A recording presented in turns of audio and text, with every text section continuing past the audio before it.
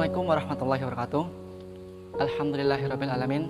Assalatu wassalamu ala asrafil anbiya'i wal mursalin wa ala alihi wa ashabihi ajmain. Segala puji bagi Allah, Tuhan semesta alam, yang telah memberikan rahmat, hidayah, serta limpahan nikmat sehingga kita dapat berjumpa di bulan Ramadan yang mulai ini.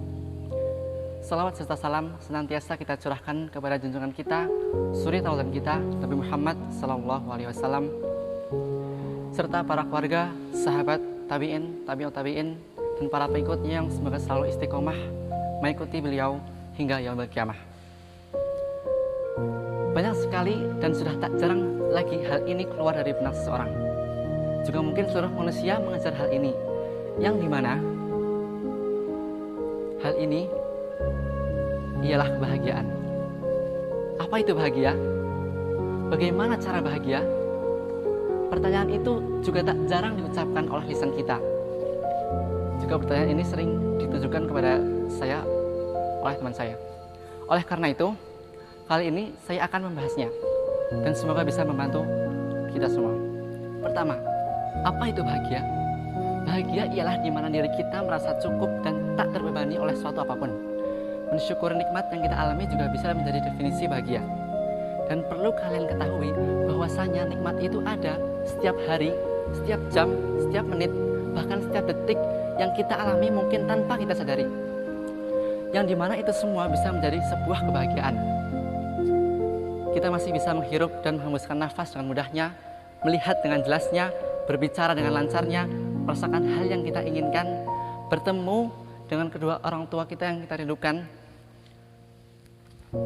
berbincang dengan kawan, berjalan, berlari, tertawa, berseri, makan, minum yang kita sukai, memenuhi kewajiban kita, sholat 5 waktu, melaksanakan puasa Ramadan, melaksanakan sunnah-sunnah yang Rasulullah SAW anjurkan kepada kita, dan masih banyak lagi.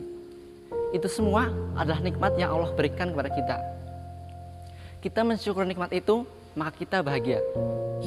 Dan asal kalian tahu, sifat merasa cukup dengan yang kita miliki seperti yang telah saya contohkan tadi disebut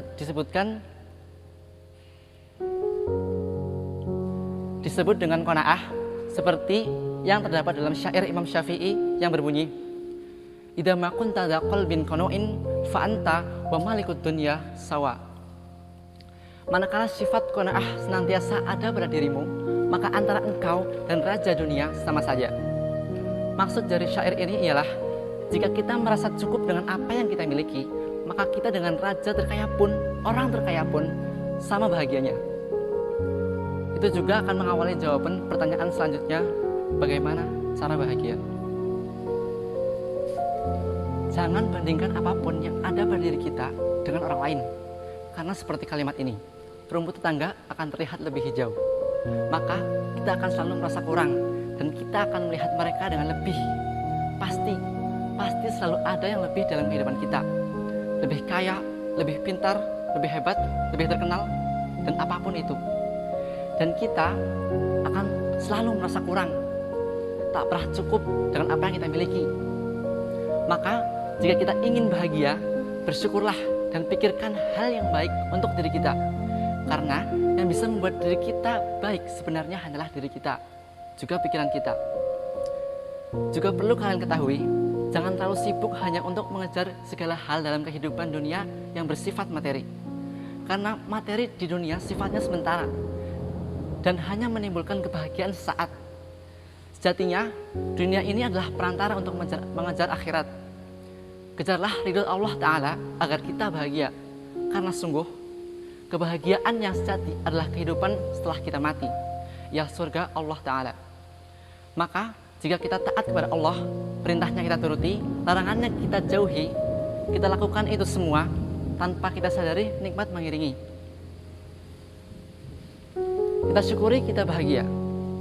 Juga saat ujian dan cobaan tiba, pelajari itu, renungkan, maka akan membuat kita lebih dewasa, lebih mengerti akan kasih sayangnya.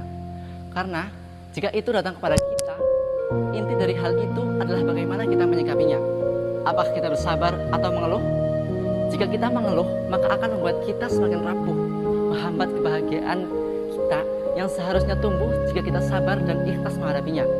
Percayalah, bahwa ketetapan Allah adalah yang terbaik. Ingat, jangan menunggu bahagia baru bersyukur. Karena jika kebahagiaan itu tidak kunjung datang, bagaimana kita akan bersyukur dan bagaimana pula kita akan bahagia selanjutnya? Walaupun jika kita bersyukur, kebahagiaan itu akan datang dan ditambahkan lagi nikmat Allah. Tetapi akan lebih baik lagi jika kita bersyukur terlebih dahulu. Kita mulai kebahagiaan itu terlebih dahulu. Karena itu akan mulai suatu rangkaian kebahagiaan yang luar biasa. Dan itu akan membuat kita selalu bahagia. Kita bersyukur, maka kita bahagia. Karena seperti ini, ketika Allah tambahkan nikmat kepada kita, kemudian nikmat itu datang kepada kita, kemudian kita mensyukuri nikmat itu, maka kita bahagia.